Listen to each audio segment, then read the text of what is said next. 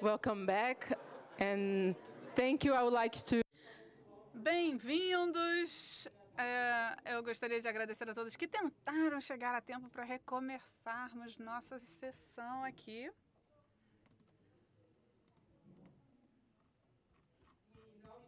Começamos agora o nosso segundo painel, intitulado Da Proteção Florestal ao Comércio Sustentável, alavancando a bioeconomia da Amazônia para além de suas fronteiras, que explorará como a Amazônia, ao alcançar a biodiversidade, pode impulsionar o desenvolvimento sustentável por meio de iniciativas inclusivas de bioeconomia. Passo a palavra aos especialistas no assunto. Marco Vanderi, cofundador da Social Bio Hub.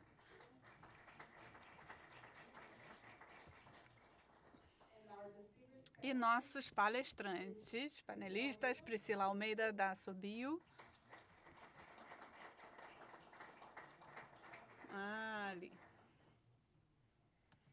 Daniel Contrucci, da Amazônia em Casa, Floresta em Pé. Senhora Julie Dumont, da Wallonie Bruxelas Internacional no Brasil. E senhor Pedro Henrique de Souza Neto, da Apex Brasil. Obrigado, Marda. Prazer estar aqui com todos vocês. Boa tarde, good afternoon, goedemiddag, como a gente fala na Holanda e em Flandres, e aqui em Bruxelas também, em alguns lugares. É um prazer estar aqui com todos vocês para continuar a conversa que foi muito interessante no primeiro painel sobre a sociobioeconomia. Tocou em muitos pontos diferenciados da questão da sociobioeconomia até os mercados internacionais. E a Semana da Amazônia começou em 2023 e eu tive o prazer de participar nesse primeiro evento em Berlim e, de fato, com o colega meu, Alexandre Goulart, em base disso, e do ano passado a gente criou uma nova entidade, o Social Bio Hub, aqui na Europa, para justamente tentar criar um grupo de pessoas e organizações que trabalhem nesses temas, e são várias aqui no painel, no outro painel, e mais uns 50 ou 100 no Brasil, que trabalham com os produtos da sociobioeconomia. A Asobio já representa umas 70. Então, a sociobioeconomia é muito grande no Brasil, mas não tem força no mercado europeu. Então, com um grupo de brasileiros morando aqui na Europa e europeus como eu, com um pé no Brasil há muito tempo, os meus primeiros passos na Amazônia foram em 1991, então já faz tempo que eu conheço a floresta e tinha muito mais na época. E que a gente criou essa organização para tentar destravar o mercado europeu para os produtos. Então, tem um pequeno slide para isso, para mostrar. Próximo. Próximo slide. Yes. E aí, a gente está... Em resultado da Semana da Amazônia do ano passado, a gente fez um questionário online para entender justamente os desafios e oportunidades para os produtos da Sociobio, tanto com as questões de exportação, produção local, exportação e o mercado europeu, e a gente vê toda essa cadeia de valor da sociobioeconomia do produtor na floresta até o consumidor. A União Europeia tem um programa dentro do Green Deal que chama Farm to Fork. Então, a gente gostaria de chamar isso de Forest to Fork. E temos um painel fenomenal que justamente representa toda essa cadeia de valor. A gente começa com a Priscila da Asobio, que vai falar muito mais sobre a questão de produção local, o transporte local, o beneficiamento e a questão das dificuldades dos produtores, cooperativas, associações ao nível local. A gente vai falar com o Daniel, que trabalha no Climate Ventures e na Amazônia em Casa, que trabalha muito na questão de requisitos para compra e venda e como que a gente realmente põe um produto no mercado. Depois a gente vai falar com o Pedro, da Apex, em Belém, e que ele vai falar sobre a questão de promoção de exportação desses produtos da Amazônia para o mercado europeu. E para chegar no fork, temos Julie, aqui da Valônia, que trabalha na representação da Valônia e Bruxelas no Brasil, que vai falar sobre a degustação de produtos e gastronomia da Amazônia. Então, a gente vai toda essa cadeia de valor discutindo hoje. Amanhã de manhã temos uma discussão, um side event. Eu não sei se todo mundo que estiver aqui registrou, está aberto ainda. Vejo no website, vejo com Maria Eduarda, talvez para ver como que podem participar, porque a gente quer, o objetivo do Social Bio Hub é destravar esse mercado, colocar esses produtos no mercado europeu.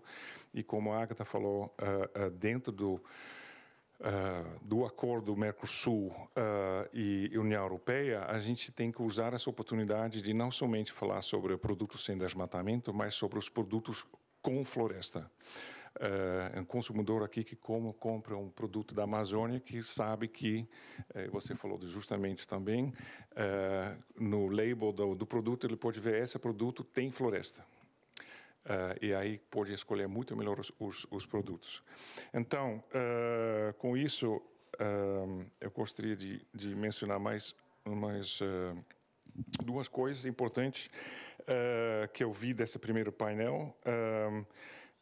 A sociobiodiversidade é uma economia de diversidade, não é uma economia de monoculturas. Acho que é a grande importância. Eu acho que o Saulo também levantou isso. Temos muitos produtos. Então, todo o pensamento para ativar, promover essa economia de diversidade da sociobiodiversidade, a gente sempre temos que pensar na diversidade. E que possa criar muitos empregos no nível local. E a gente tem que ter muito mais incentivos para isso.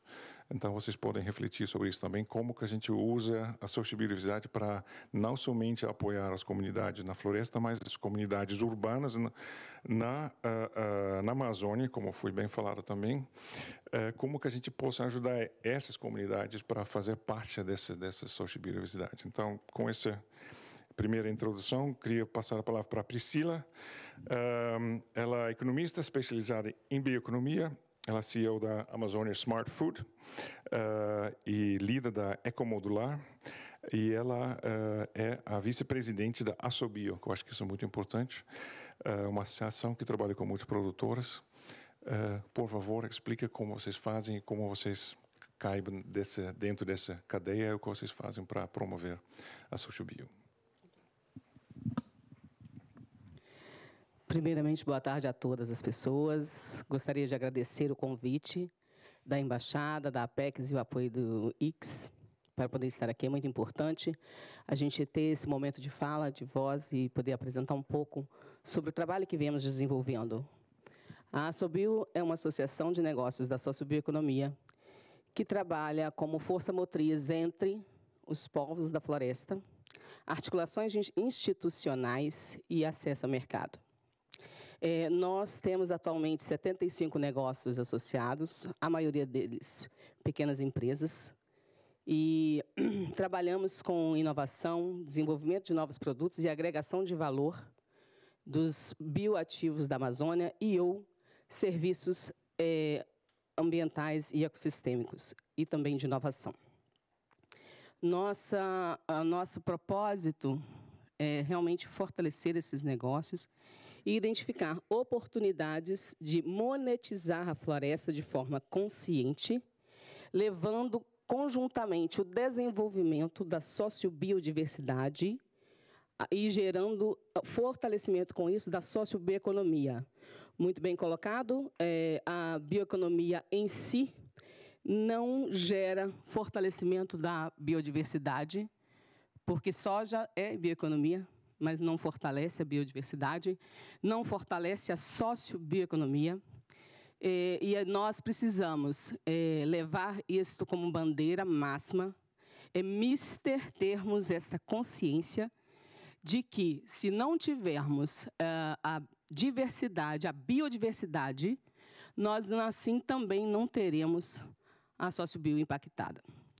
E é muito importante também termos a consideração, levarmos em consideração que precisamos fortalecer os negócios, os pequenos negócios, para que esses possam não só trazer mais produtores para dentro dos seus negócios e, por consequência, favorecer a compra desses insumos, como também estimular parcerias públicos-privadas, parcerias com grandes empresas, para que elas possam, conjuntamente conosco, nos apoiar, para que nós possamos favorecer com que a gente consiga levar essa geração de renda para os povos que estão ali, cuidando como guardiões da floresta. E, para nós, é de grande valia essa oportunidade que nós temos. Nós conseguimos, através de articulação em rede, estar presentes em vários estados do Brasil, empresas de vários estados do Brasil, que geram impacto na Amazônia, gerando um círculo virtuoso de fortalecimento, conhecimento, capacitação, visibilidade desses negócios e, por consequência, conseguirmos nos mostrar, nos estabelecer e favorecer a normalização do consumo dos produtos e serviços amazônicos. Feliz será o dia que tivermos em todos os restaurantes do mundo um suco de cupuaçu para tomar, né? É sobre isso. E esse é o papel da Subil, esse é o nosso maior interesse, né? Porque com isso a gente consegue levar esse fortalecimento. Certamente que existem muitos desafios para que a gente chegue nesse patamar, mas a gente acredita que, atuando em rede, é plenamente possível de fazê-lo. Obrigado.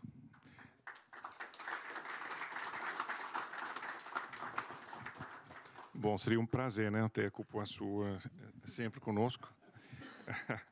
E um pirarucu defumado também seria maravilhoso, né?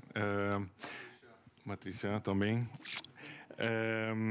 Bom, vamos para Daniel. Daniel é o diretor executivo da Climate Ventures, que eles têm um programa muito bonito, que eu adoro o nome, que é a Amazônia em Casa. É isso que a gente tem que ter também no mundo inteiro. Você já está trabalhando muitos anos nessa questão, com como realmente fazer produtos, inovação em volta dos produtos da Amazônia. Como você vê essa questão para os mercados globais, para os mercados nacionais, para as pessoas conhecerem os produtos, e quais são os seus desafios e como você vê as oportunidades para crescer nesse momento. Deixa eu pegar outra aqui. Obrigado, Marco. Bom, antes de responder a pergunta, vou brevemente me apresentar e vou me basear em alguns slides aqui para poder contar um pouco. A Climate Ventures não é uma venture capital, é uma organização sem fins lucrativos. A gente atua como um think and do tank.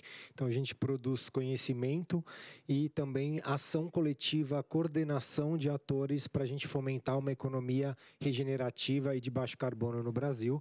A minha história com a Amazônia também, né, eu acho que é uma grande honra e responsabilidade. Agradeço demais o convite da Embaixada, da Apex, do ICS por estar aqui.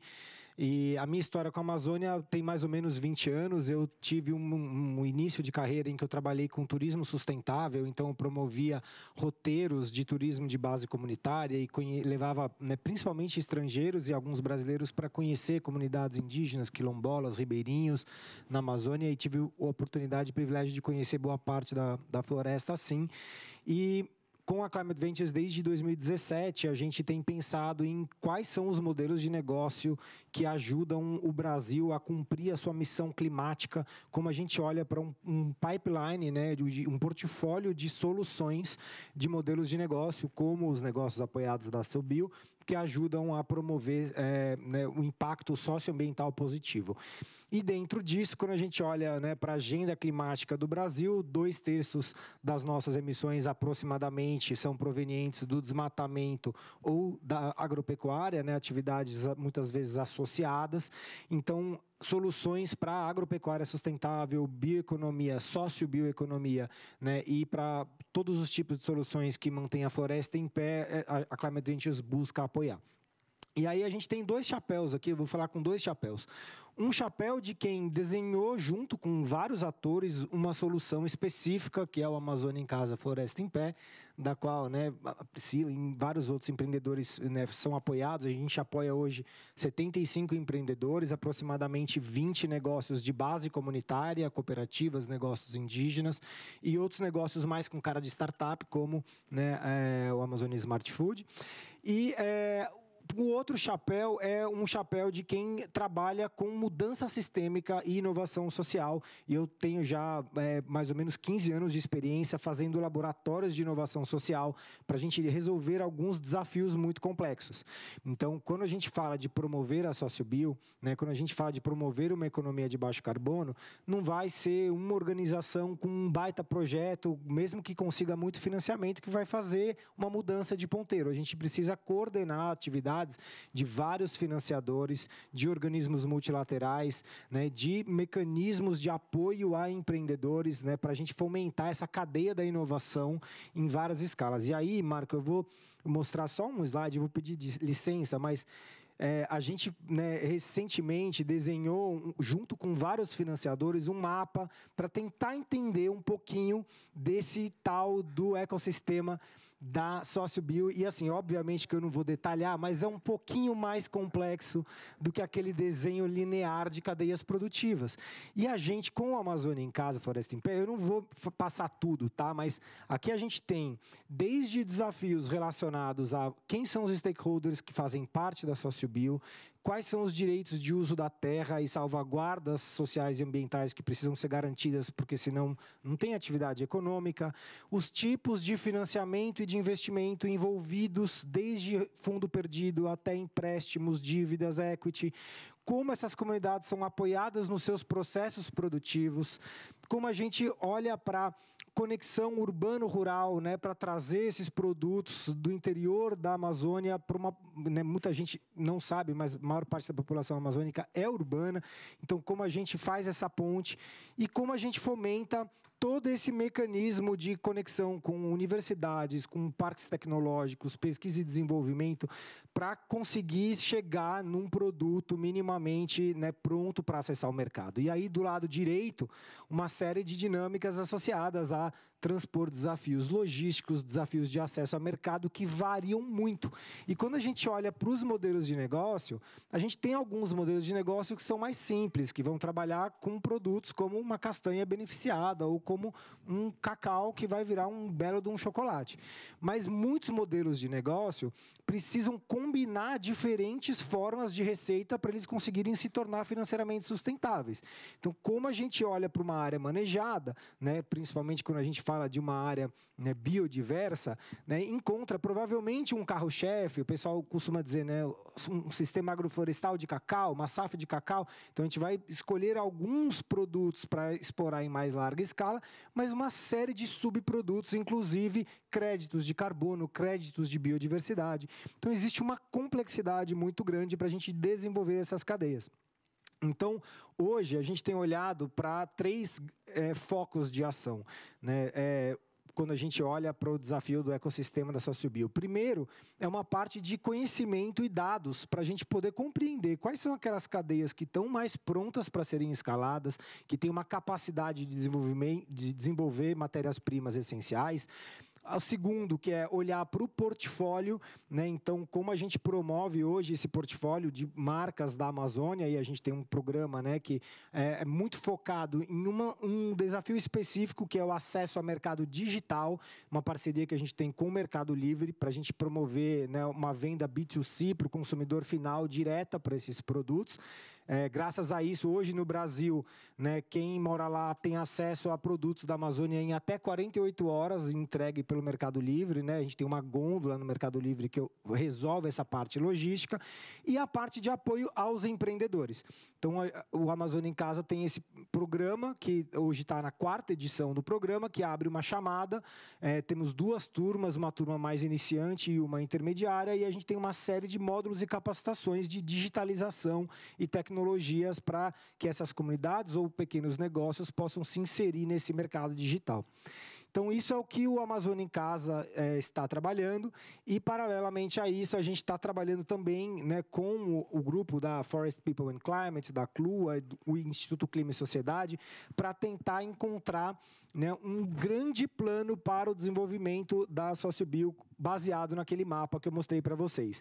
Então, como a gente faz, né, para mobilizar centenas de milhões ou bilhões de investimento e, de fato, desenvolver cadeias de valor, gerando empregos e escalando essa bioeconomia, porque, com todo respeito, e a gente quer muito abrir o mercado, né, aqui europeu, mas a gente precisa de muito mais investimentos coordenados se a gente quiser mudar a ponteira e fazer com que a sociobioeconomia vire um vetor de desenvolvimento sério para que as pessoas deixem de desmatar a floresta e vejam oportunidades em empreender com a floresta em pé.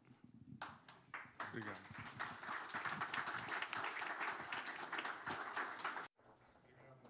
É super importante. Eu acho que para entender a complexidade... Bom, primeiro, complexidade. Cada uma das caixas que eu mostrei lá tem, se abrir um deles, você vai ter uma coisa dessa. Mas a questão principal, eu acho que quando eu vejo... Me lembro de uma viagem para Santarém, 2 anos atrás, e a gente tinha com Conexos, a gente foi para Ecocentro. Talvez alguns de vocês conheçam. Mas se você vê o Ecocentro, que é um centro de... SocioBio, de produtos SocioBio, e você compara isso à infraestrutura da fronteira agrícola de soja na mesma região, é incomparável. Então, se você tem toda a razão, se não investir fortemente em todo o desenvolvimento dessas cadeias e SocioBio hubs, em muitos lugares na Amazônia, a gente vai perder a floresta mais rápido do que a gente consegue desenvolver a sociobioeconomia, né? Então, com isso, a gente chega... Mas aí, como que a exportação desses produtos possa ajudar a dar visibilidade tanto para internamente sobre a importância desses produtos, como que a gente possa levar para o mercado internacional. Pedro Neto, um prazer te ver aqui, de Belém para Bruxelas, hein? Muito bom. O mundo vai para você depois. Tu acho que todo mundo vai querer te falar contigo para ver se tem algum lugar para dormir em Belém. Hoje... Tá funcionando aqui. Hoje mesmo... Tá, vocês estão me ouvindo?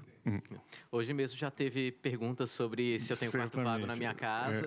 Então, é algo que tem acontecido. Tá, isso. Mas, só para te apresentar, você é representante regional da Apex em Belém. A gente teve uma pré-conversa já viajando a Amazônia inteira para conhecer os produtos, para justamente ver como com a Apex aqui, por exemplo, aqui em Bruxelas, com a Alex Figueiredo, que está aqui, como levar esses produtos para cá, mas também direcionar para as questões políticas, a discussão política para colocar esses produtos no mercado.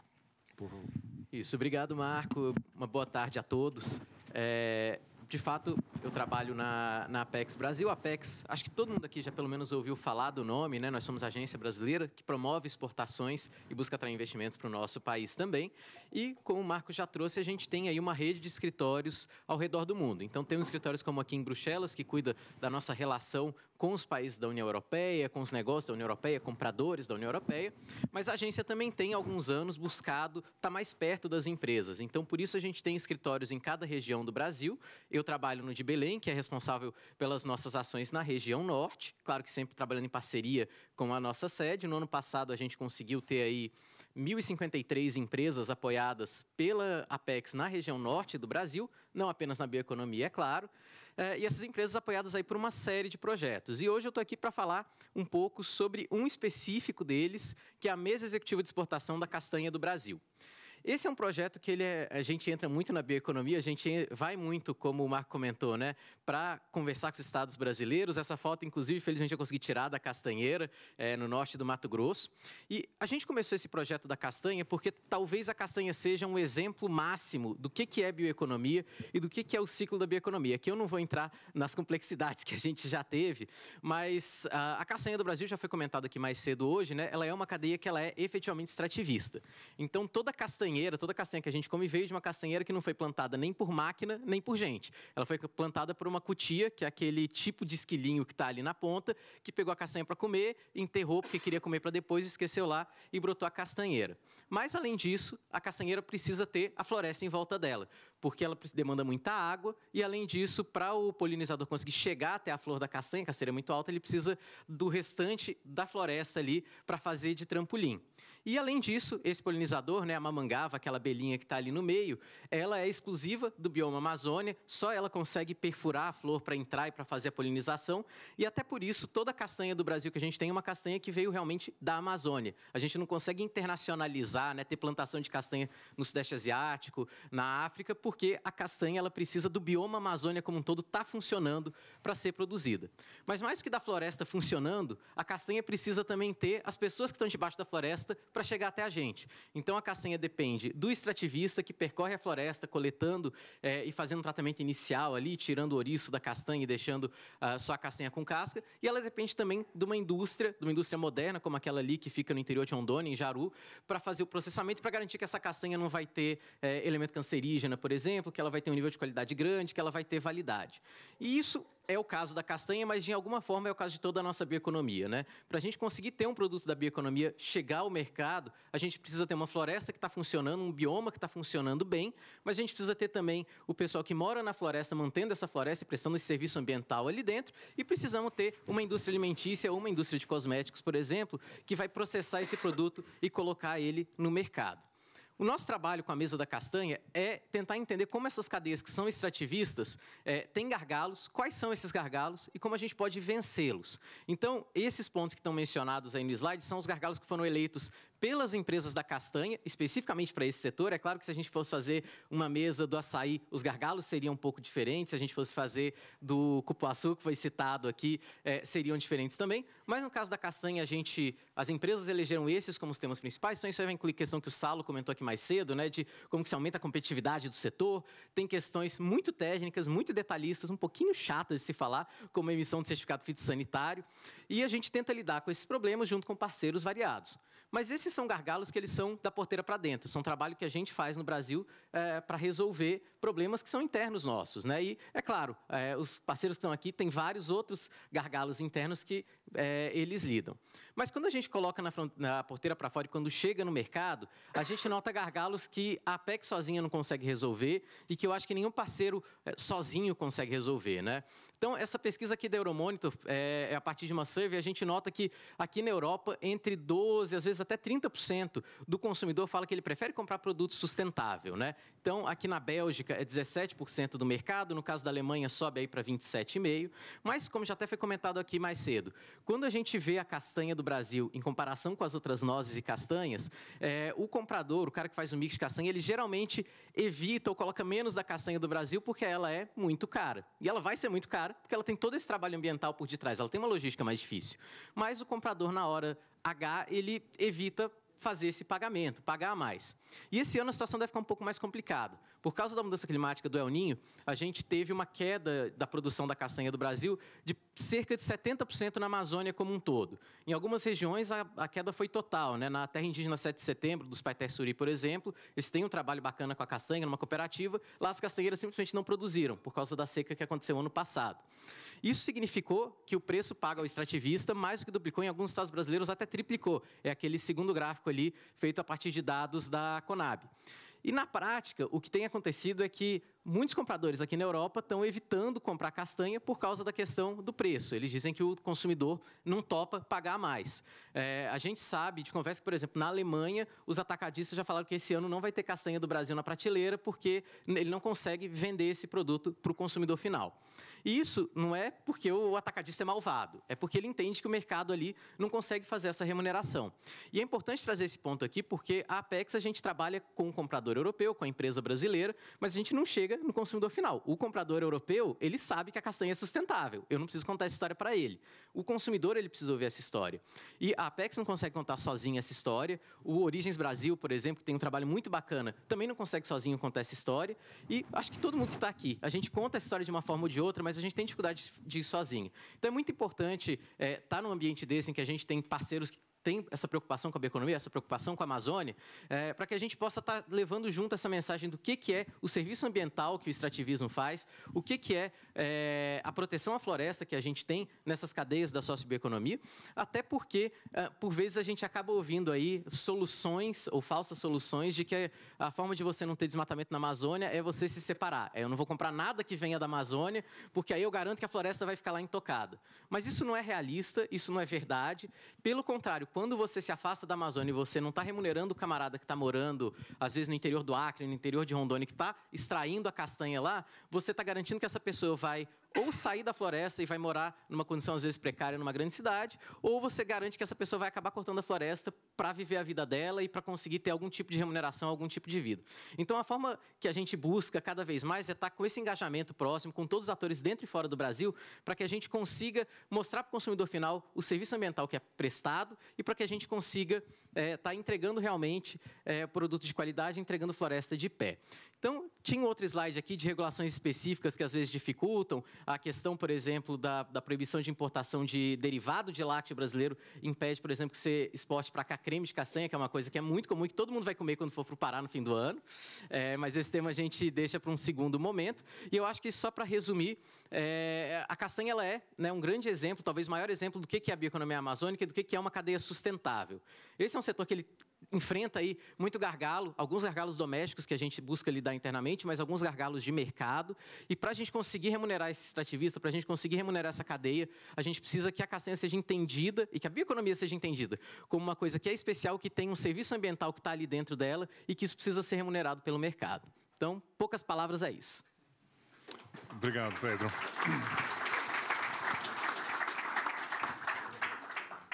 Obrigado, Pedro. Bom ouvir essa história da castanha. Eu acho que seria importante voltar para a questão depois, como que a gente põe essa castanha no mercado europeu.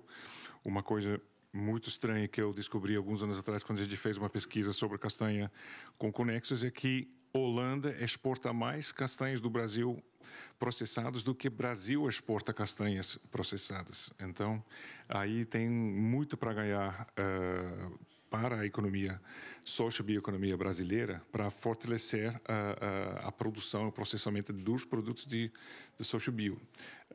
E isso leva à degustação desses produtos, e eu me lembro o evento com o embaixador Pedro Miguel, um ano e meio atrás, que a gente fez no Parlamento Europeu, quando servimos açaí lá para os membros do Parlamento Europeu e todas as organizações, e que como que foi muito interessante. Eu me lembro a sua mensagem de que como que é bom contar a história das produtos positivas da floresta para o mercado europeu e para o Parlamento Europeu. Então, acho que o objetivo disso é realmente chegar muito mais rápido a isso com esses produtos.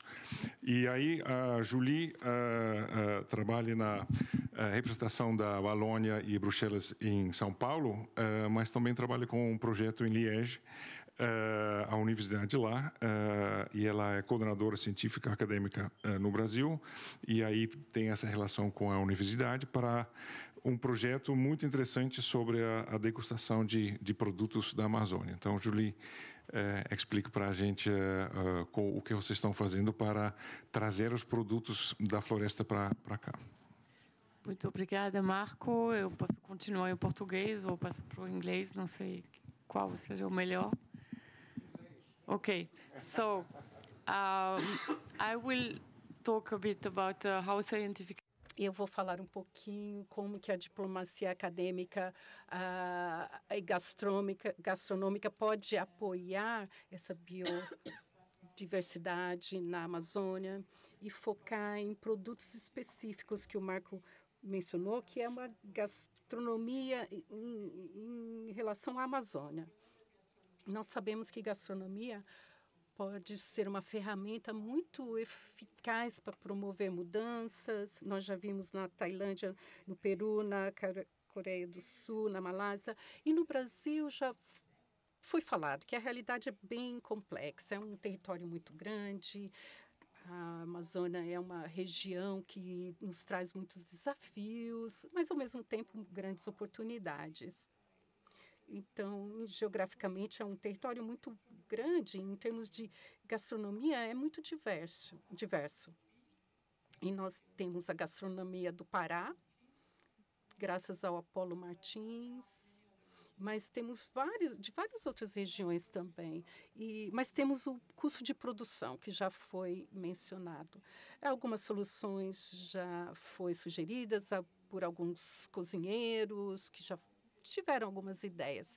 As soluções poderiam ser compartilhar recursos e infraestruturas, e entre os participantes, concordarem em acordos de competitividades. E algumas orientações podem ser estabelecidas para promover um poder resiliente para a promoção. Primeiro, compartilhar o aspecto diverso da gastronomia, que é para alcançar o consumidor final. E depois facilitar essa troca técnica, troca cultural e colaborar com os empreendedores. E na Amazônia tem alguns pontos chaves, e também incentivar alguns laboratórios gastronômicos, e também ter anfitriar e promover alguns eventos sobre a Amazônia. E eu queria mencionar sobre um projeto de Gastronomia Lab Amazônia, que é promover conceitos de produção de novos alimentos. Existe uma colaboração entre o Brasil e a Suíça. E o foco é melhorar os produtos integrados na biodiversidade da Amazonas e trazer para o mercado nacional e global. E inovar a gastronomia. Então, para valorizar a biodiversidade local e promover a agricultura tradicional e familiar e, ao mesmo tempo, lutar contra o desmatamento. Quem são os parceiros? Primeiros é a Universidade de Liège, dirigido pelo professor Henrico Jub, e esse laboratório é inovativo e traz vários especialistas do setor alimentícios, dá a eles plataformas tecnológicas para que eles possam dar uma olhada nos desafios de alimentos do futuro. Esse laboratório ele já está experimentando com vários projetos que lida com novas tecnologias que são aplicadas a alimentos, e eles também fornecem várias estatísticas sobre nutrientes dos alimentos, que é benéfico para os consumidores. E o outro parceiros é a Escola de Lausanne, com o professor Henri Blanc.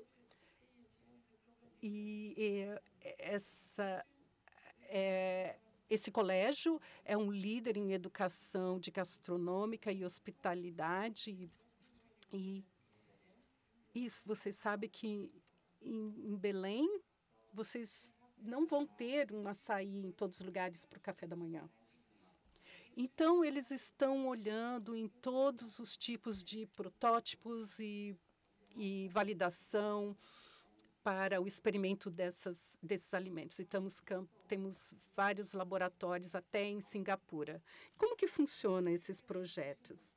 Eles trazem esses eventos grandes, né, que eles chamam de hackathon, com cozinheiros, produtores, todos juntos fizeram um na Suíça, trazem ciências, comerciantes, para a valorização e a disseminação da cadeia de alimentos que existem na bioeconomia da Amazônia e promover a biodiversidade. Em prática, o projeto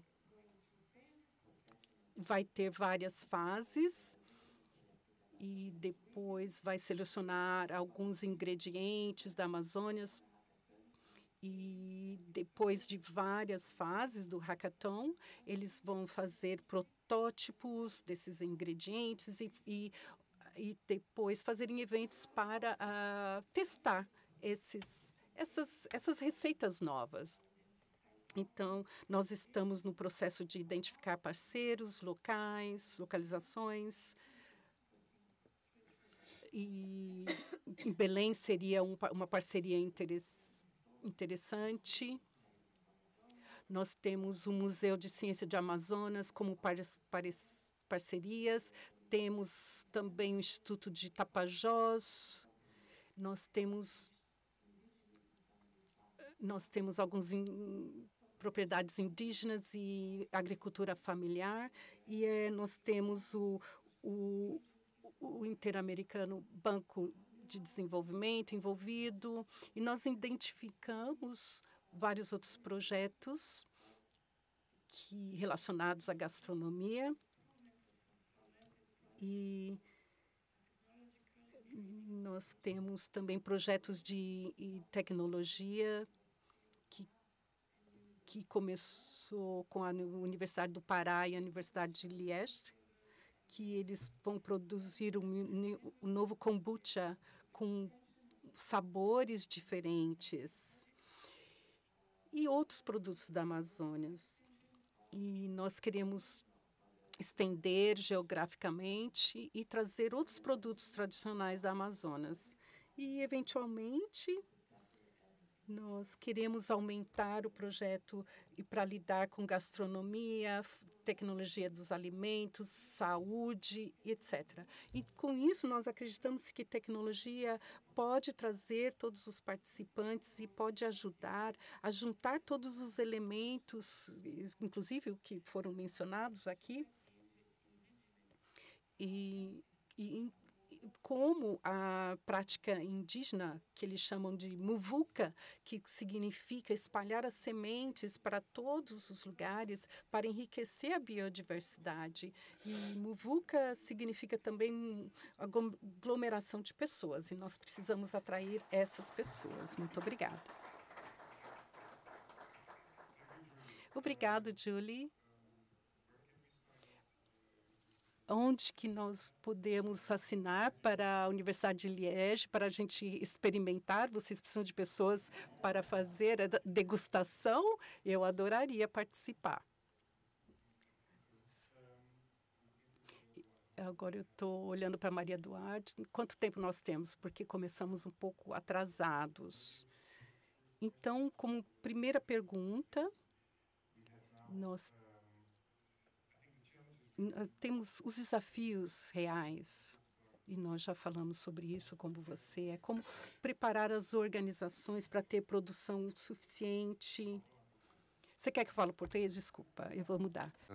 Eu acho que o Daniel também trabalha nessa área, como preparar as organizações para ter nível de qualidade, de quantidade de produção, que a gente consegue escalar a sociobioeconomia em múltiplos hubs na Amazônia. Como que a gente possa fazer isso para, e ao mesmo tempo garantir a floresta em pé, né? Porque eu acho que a gente não quer monoculturas de açaí também não, na Amazônia. Então, talvez você... Já existem.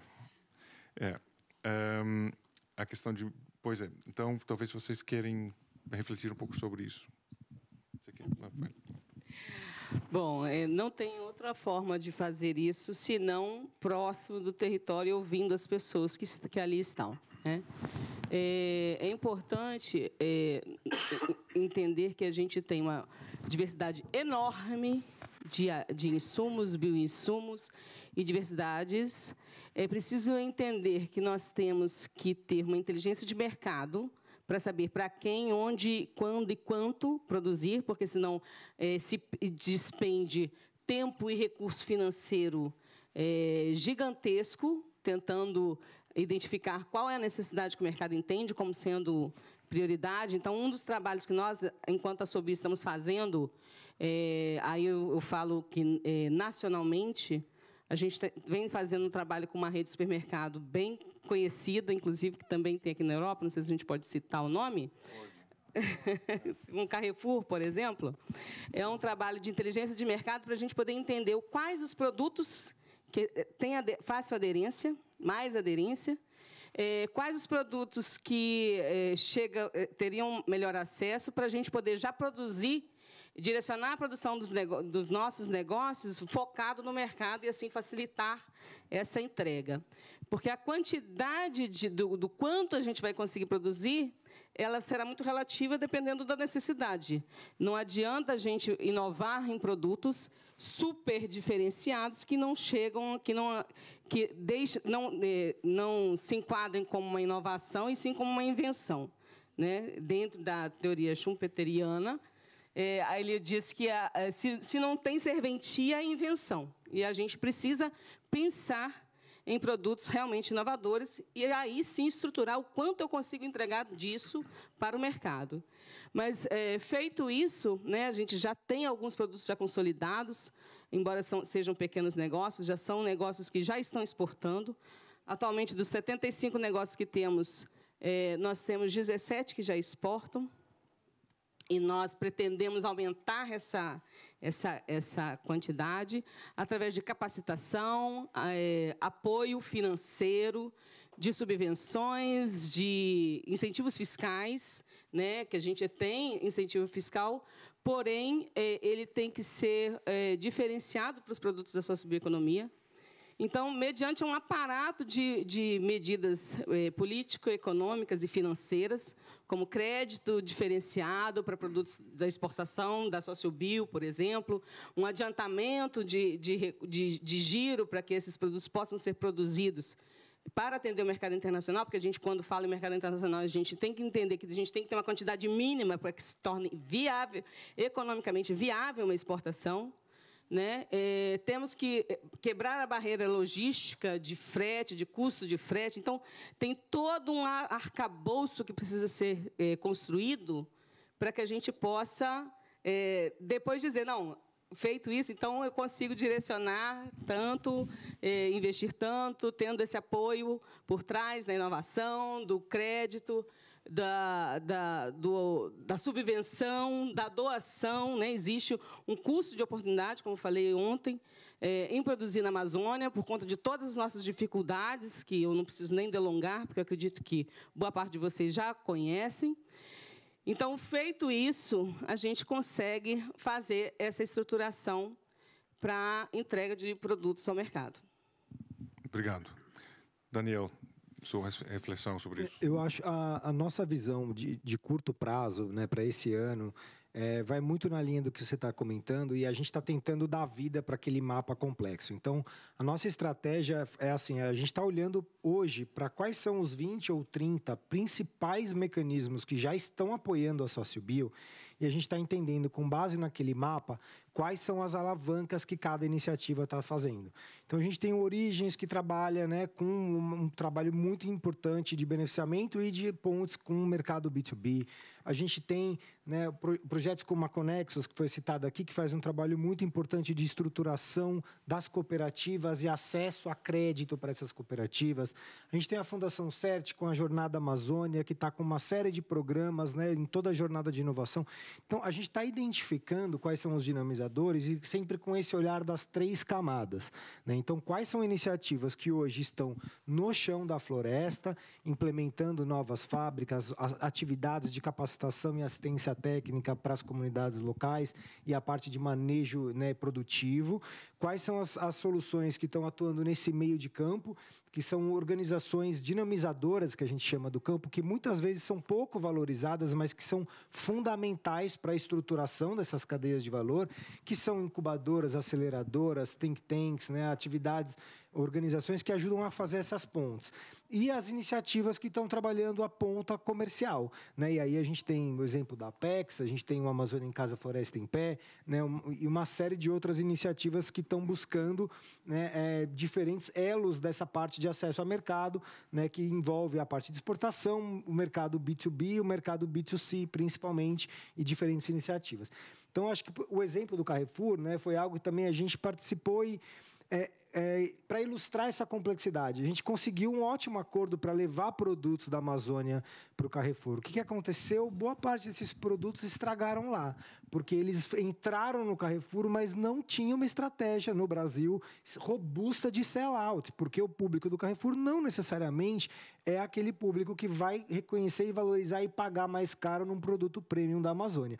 Então, sem essa inteligência de mercado para entender onde vale a pena uma estratégia B2B, uma estratégia B2C, e como a gente explora as praças, né, vai ficar difícil de dar tração para toda essa engrenagem que precisa funcionar para a SócioBio ser alavancada.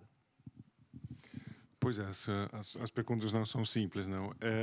Talvez para Pedro, queria ver, e Julie, então, da sua visão, como que a gente possa, se você tem já o problema de conhecer os produtos, até nos supermercados no Brasil, do que é Baru, do que é Cumaru, por exemplo, como que a gente possa fazer isso com exportação para a Europa, do ponto de vista Apex, o Julie, como você faz aqui com o consumidor e paladar europeu?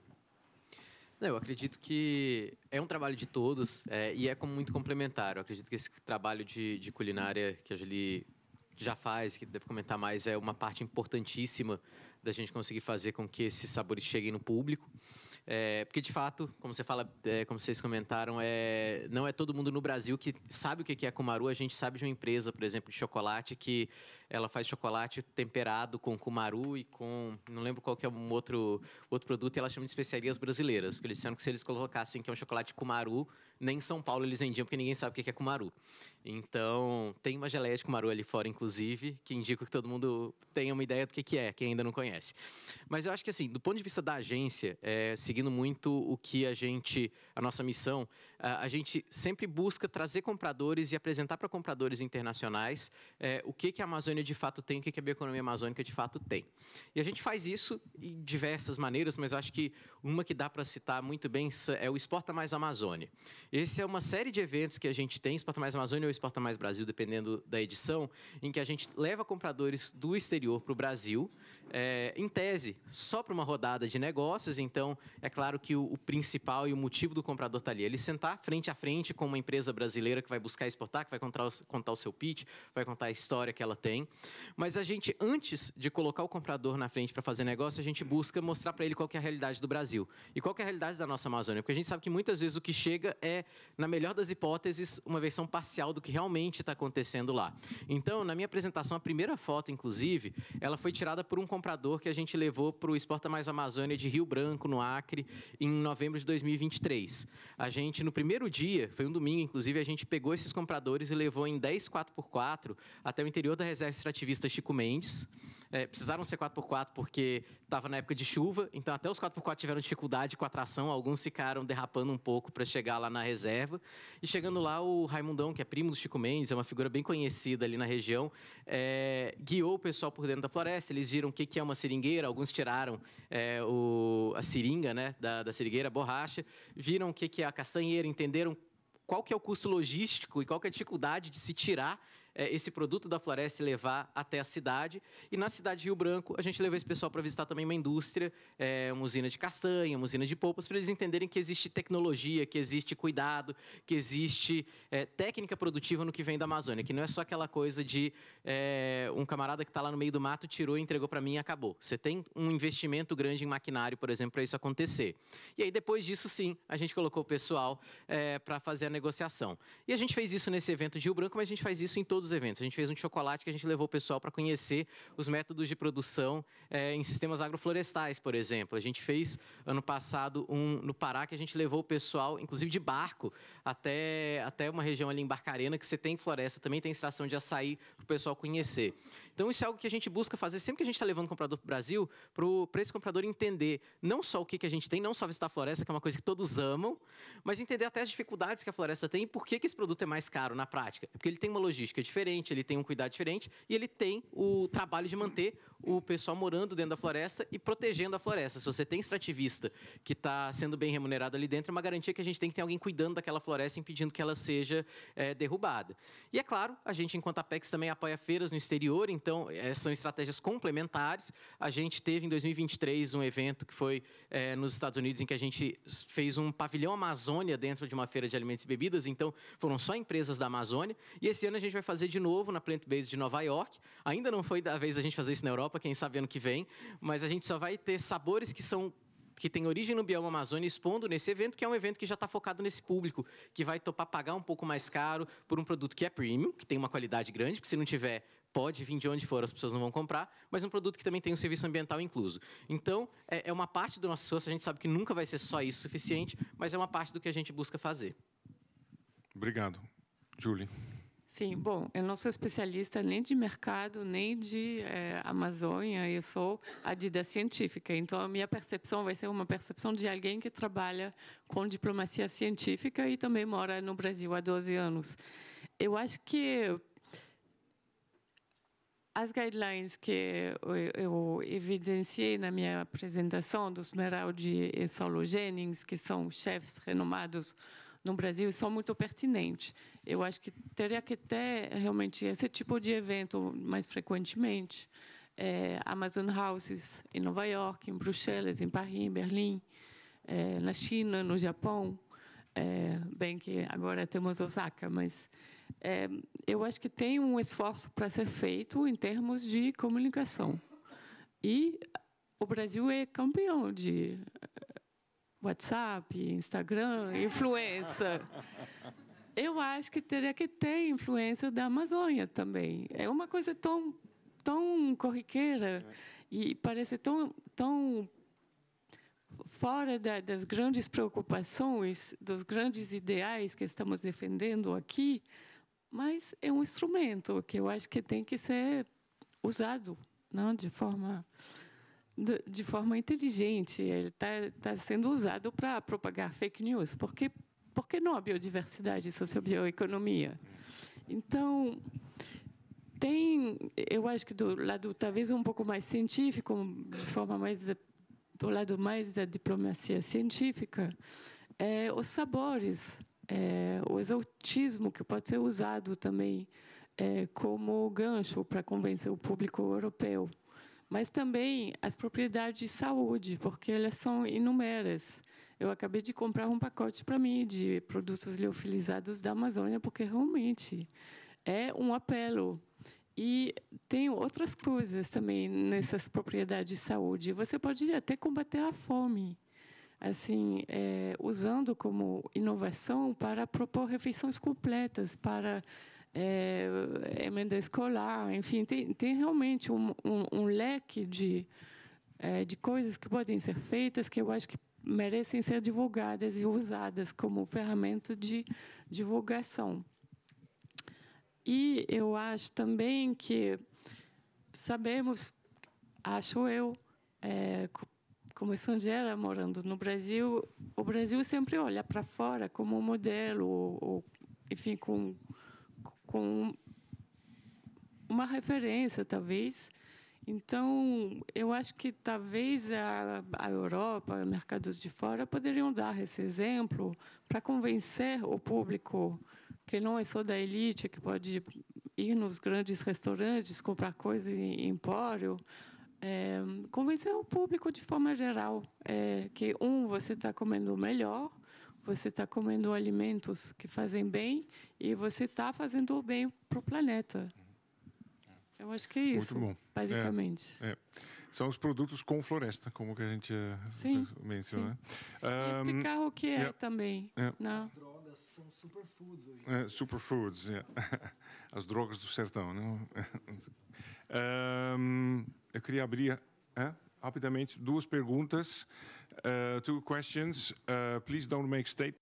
Duas perguntas, não comentários. 30 segundos para fazer a pergunta. Quem tem uma pergunta para este painel maravilhoso? Nicolas? 30 segundos, bora lá. Primeiro, Julie, concordo. Brasil vira-lata. Vamos deixar de ser vira-latas. Essa síndrome de vira-latas, vamos acabar com isso. Não ouçam os europeus. Pergunta agora para o Daniel. Você falou da Fundação CERT, Amazônia em Casa. Eu falo muito com a Floriana Reyer, que inclusive está querendo trabalhar com o Henrique Bruges. Temos muitos exemplos que estão mostrando que quando você constrói uma solução de baixo para cima, você constrói empreendedores e não são simplesmente ONG que estão buscando edital para tentar encaixar recursos em uma coisa que vai gastar dinheiro.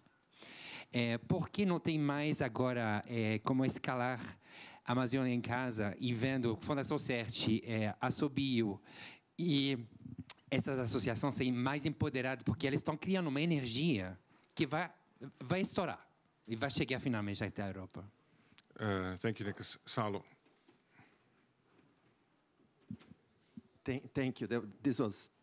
Obrigada, foi excelente. Eu fiquei muito satisfeito de ver a apresentação da Julie e ver uma citação ao Roberto Esmeraldi, que é um grande amigo e um especialista maravilhoso. Eu fui a Belém uma vez com ele e o nosso anfitrião nos levou a um restaurante italiano. E ele estava furioso, né? Ele falou, não, eu quero comer comida da Amazônia, por que eu estou em Belém comendo italiano? Eu não quero comer pizza. Isso mostra um pouco essa divisão entre o que nós vemos localmente e o que a gente projeta externamente. O mesmo vale para o açaí, que é o melhor caso de sucesso para um produto da floresta. Da maneira como as pessoas comem açaí no mundo é abominável para quem é do Pará. Então, existe essa lacuna entre o que nós fazemos e o que nós mostramos. Enfim, a minha pergunta para vocês e para todos é como entender essa lacuna? O que podemos aprender com a história do açaí e como descobrir qual vai ser o próximo caso de sucesso? Eu não tenho resposta para isso, mas eu acho que encorajar pessoas locais a realmente valorizarem a sua herança, o seu histórico, para isso eles também precisam de apoio das autoridades, incentivos para abrir restaurantes, para promover sua cultura e alavancar isso, né, como o modelo do açaí como uma superfood, um superalimento, sim, porém, tentando trazer na esteira também mais educação, mais entendimento. Então, acho que é uma história muito boa, mas que poderia ter sido amplificada, que pode ainda ser amplificada para um público mais generalizado, para que eles entendam melhor o que a Amazônia tem a oferecer. Daniel? Está trabalhando com a gente nesse novo mapa da Sociobio, né? E a Flora, acho que é uma parceira, né, de longa data, trabalhou com alguns de vocês, a Floriana, e ela nos ajudou a construir o laboratório de inovação em 2019, 2020, que deu origem ao Amazônia em Casa, Floresta em Pé. Eu acho que é uma história interessante, porque naquele momento, o laboratório de inovação ele funciona, né? A gente entende quem são os stakeholders que precisam estar na conversa para a gente resolver um desafio específico, então tem uma curadoria de stakeholders.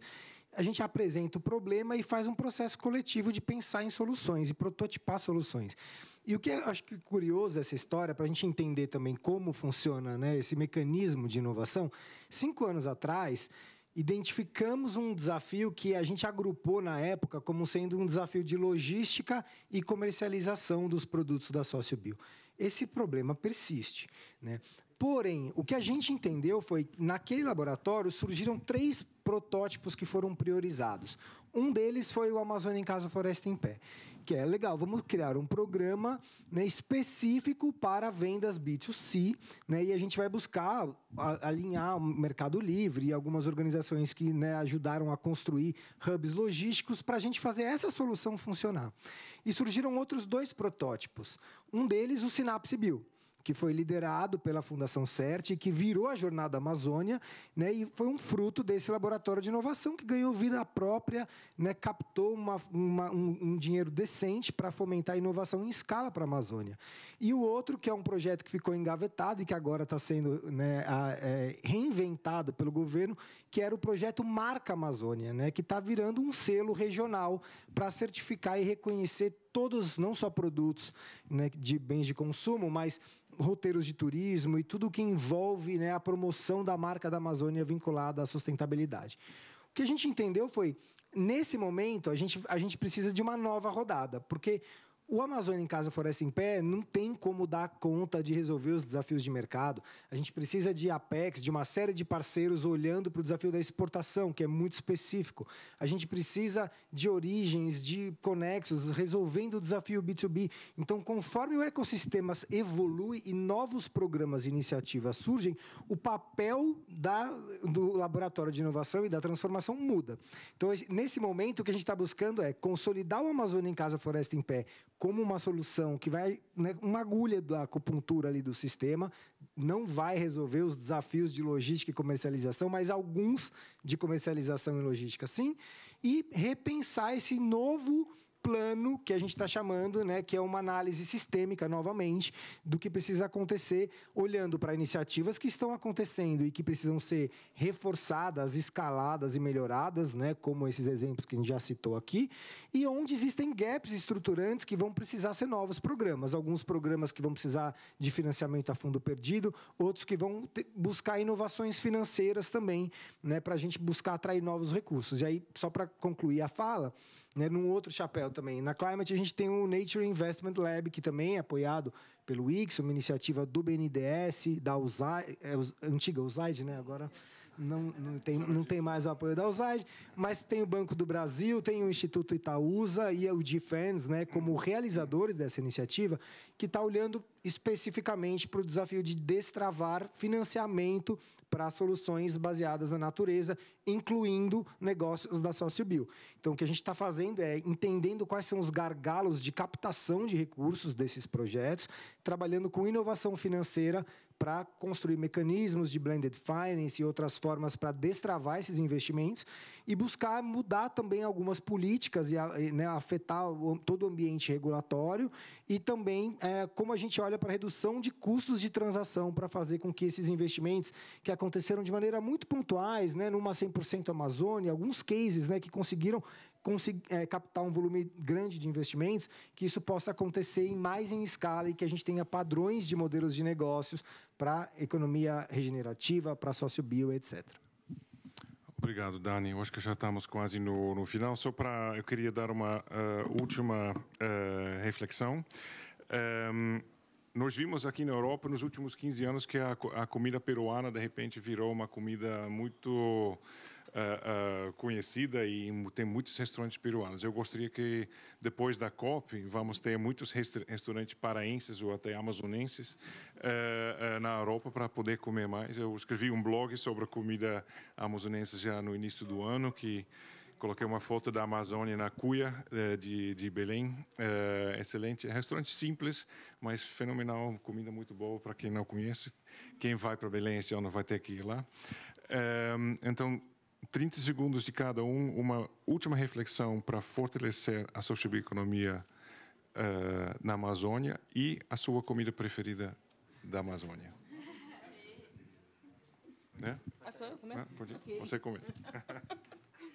É preciso pensar em conjunto e entender, normalizar o consumo de produtos amazônicos. Quanto mais estiver perto de nós, maior vai ser a vantagem para todo o ecossistema e para a floresta.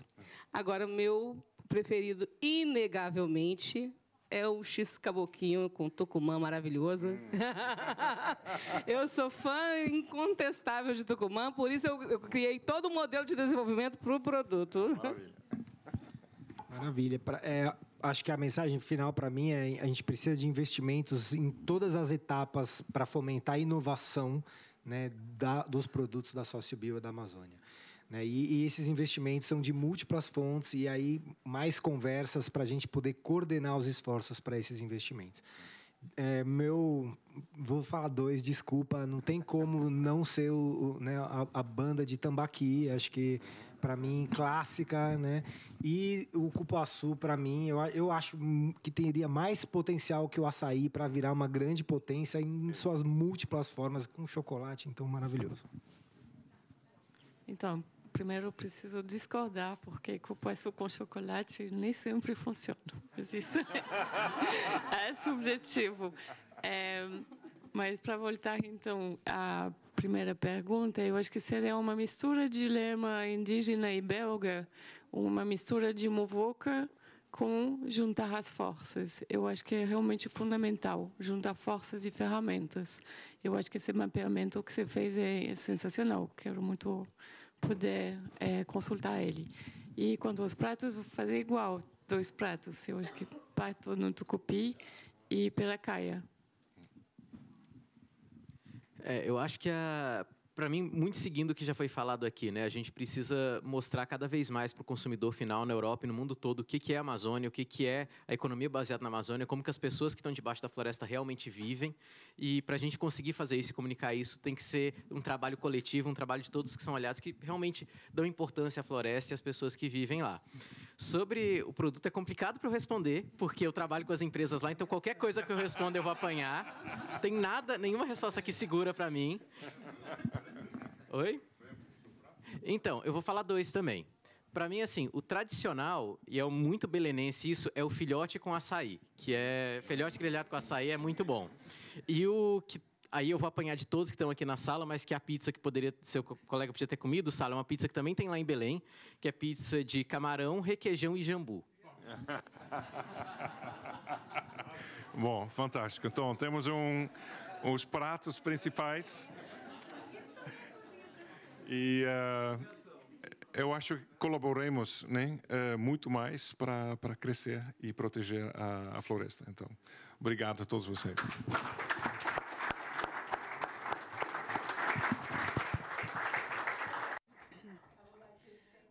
Gostaria de mais uma vez agradecer nossos palestrantes, moderadores, nosso público. É muito gratificante ver todos aqui quase 6 horas da tarde falando sobre a sociobioeconomia. Gostaria agora também de... vão tirar uma foto. Mas... é uma honra chamar aqui para as palavras finais Sua Excelência, embaixador Pedro Miguel da Costa e Silva, chefe da missão do Brasil na União Europeia. O embaixador foi quem acreditou e ainda acredita no projeto e na equipe para organizar esse evento. Muito obrigada, embaixador. Muito obrigado, Maria Eduarda. Esse evento foi pensado, concebido, organizado pela equipe da missão, a equipe da Embaixada do Brasil e pela Apex. Gostaria de agradecer, então, todos os palestrantes, agradecer os moderadores também, dar os parabéns, agradecer a todos por estarem aqui conosco hoje. Esse é o primeiro evento da nossa Semana da Amazônia, nossa Amazon Week. Teremos outro na quinta manhã e na quinta. A única ideia que eu que eu contribuí mesmo é que está sendo filmado aqui, tá? Então gravado. Se vocês quiserem assistir de novo esse ano, será possível rever alguma coisa que foi dita e apresentada aqui. Com isso, gostaria de agradecer mais uma vez a todos os participantes.